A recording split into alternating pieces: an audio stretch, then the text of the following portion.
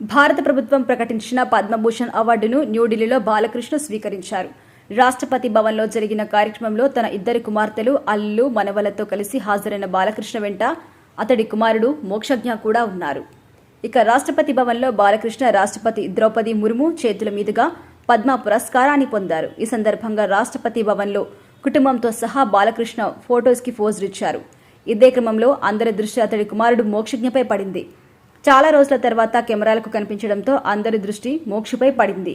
ఇక మోక్ష మళ్లీ బొద్దుగా అయినట్టుగా తెలుస్తోంది. సినిమా పోస్టర్లో కనిపించినట్టుగా మోక్షజ్ఞ ప్రస్తుతం అలా కనిపించడం లేదు. సింబా పోస్టర్లో మ్యాన్లీగా మంచి లుక్లో మోక్షజ్ఞ కనిపించారు. కానీ ప్రస్తుతం అలాగా కనిపించకపోవడం చర్చానీయాంశంగా మారింది. అయితే మోక్ష ప్రస్తుతం ప్రశాంత్ వర్మతో సింబా అనే సినిమా చేస్తున్నారు. సినిమాకి సంబంధించి పలు మార్లు పనులైతే పూర్తయినట్టుగా తెలుస్తోంది. అయితే సినిమా ఆగిపోయిందనే చర్చ కూడా ఉంది.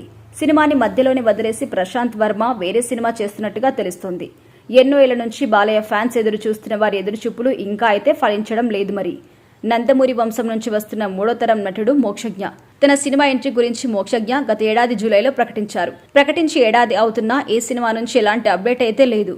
చిత్రీకరణ స్టార్ట్ అయిందని తెలుస్తున్నా కూడా ఎంతవరకు వచ్చిందనేది మాత్రం తెలియదు.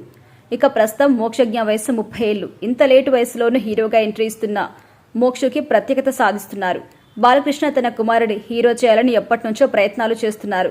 అతడి శరీరాకృతి హీరోకి తగ్గట్టుగా లేదు. దీంతో హీరోకి కావాల్సిన రూపురేఖలు మార్చుకొని గతంలో కంటే చాలా సన్నగా ఆకర్షణీయంగా మోక్షజ్ఞ తయారయ్యారు. మళ్లీ ఇప్పుడు రూపం మారుతుండటంతో బాలకృష్ణ ఫ్యాన్స్ ఆందోళన వ్యక్తం చేస్తున్నారు. మోక్షు సింబా సినిమా వాయిదా పడలేదు అని, చిత్రీకరణ జరుగుతోందని బాలయ్య ఫ్యాన్స్ చెబుతున్నారు. కొన్నాళ్ళు ఆగిందని, త్వరలో సినిమా కంప్లీట్ అవుతుందని కూడా క్లారిటీ ఇస్తున్నారు.